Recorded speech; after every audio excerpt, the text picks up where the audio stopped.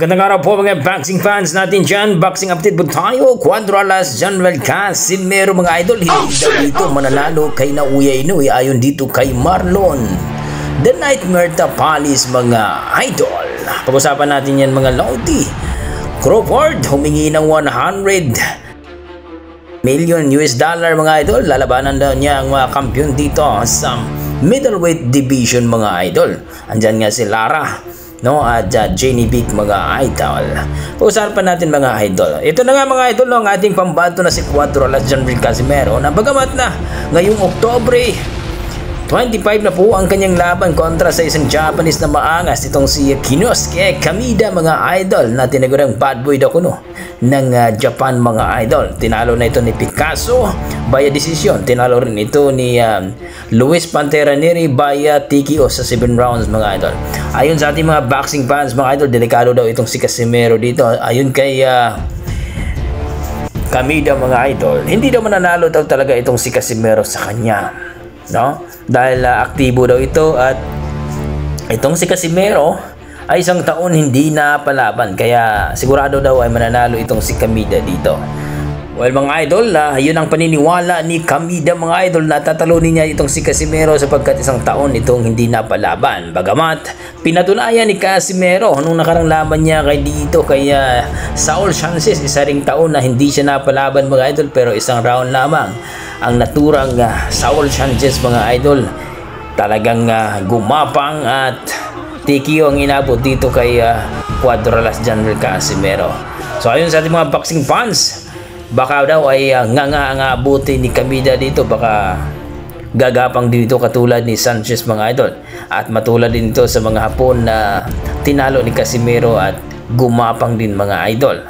Well mga idol, ayon nga dito kay Marlon Tapales, natanong nga siya mga idol kung itong si Casimero ay mananalo dito kay Naoya Inoue kung sakali daw ay maglaban ito, mapagbigyan nito dito sa featherweight division o kahit daw sa super bantamweight division. Ayon kay Marlon Tapales mga idol, iba daw talaga itong si Naoya Inoue. Talented daw, mabilis at malakas si Naoya Inoue at may disiplina sa sarili. Kontra kay Casimero na kahit daw timbangan ay hindi nga daw niya na makuha mga idol. So hindi siya masyadong pabor dito kay Casimero. Mas disiplinado daw itong si Naoya Inoue at talagang inalagaan daw ng promoter. Samantalang si Casimero hindi daw nag-ensayo ng maayos. Nag-iensayo lang daw ito kapag mayroong laban ito mga idol. So alam naman natin mga idol na tinalo na itong si Marlon Tapales ni Naoya Inoue. TKO ang inaabot nito kay Monster Naoya Inoue. Well mga idol, ayon sa ating mga boxing fans, nasabi lang daw yan ni Marlon Tapales dahil naangasan daw itong si Marlon dito kay Casimero. Pero kung tutusin daw mga idol, mas malupit si Casimero dito kay Naoya Inoue at kay Marlon Tapales. Gumapang daw itong si Marlon Tapales, kahit daw si Marlon Tapales hindi daw kakayanin ni Marlon Tapales itong si Casimero mga idol. Kaya ayon sa ating mga boxing fans, lumaban daw si Naoya Inoue para malaman daw. Basta maganda daw ang kondisyon ni Casimero at makuhang tamang timbang, siguradong gugulong at gagapang daw itong si Naoya Inoue. Sa kabilang banda mga idol, Terence Van Crawford ang ating 3 times undisputed mga idol dito nga sa super middleweight division mga idol. Ayon sa kanya ay lalabanan daw niya ang kampiyon dito sa 160 pounds mga idol o middleweight division. Ang kampiyon po dito sa IBF at WBO itong si Johnny Vic mga idol.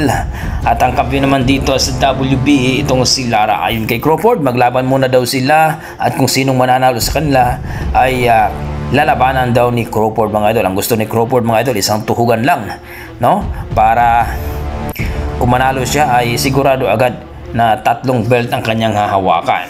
So ayon sa ating mga boxing fans mga idol, easy fight lang ito at easy win lang ito ni Crawford mga idol. Kahit sino daw sa kanila, ni Lara at ni Johnny Vic mga idol, sigurado daw na TKO ang buti nila dito kay Terence Bud Crawford mga idol. Alam naman natin na malupit itong si Bud Crawford mga idol. Tinalo nga niya itong si Canelo Alvarez na halimaw dito sa super middleweight division. Paano na lang kaya itong si Johnny Vic at Lara? Kayo mga idol, ano masasabi niyo dito? Kakayanin kaya ni Crawford itong si Lara at Johnny Vic kung sakaling makalaban niya? Please comment down below mga idol. At dito Agree ba kayo na hindi mananalo itong si Casimero dito kay Naoya Inoue? Alin dito kay Marlon the Nightmare Tapales? Please comment down below mga idol. Maraming salamat. Ingat po kayo lagi.